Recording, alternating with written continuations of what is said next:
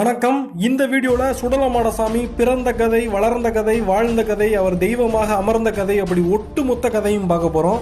இந்த வீடியோவை பார்த்து முடிக்கும் போது ஒரு பெரிய அமானுஷ்ய படத்தை பார்த்த ஃபீலிங் உங்களுக்கு கிடைக்கும். அதே நேரத்தில் இளகிய மனம் கொண்டவங்க, பெண்கள், சின்ன குழந்தைங்க, நீங்கெல்லாம் இந்த வீடியோவை பார்க்கணுமா வேணாமான்னு முதல்ல முடிவு பண்ணிக்கிங்க.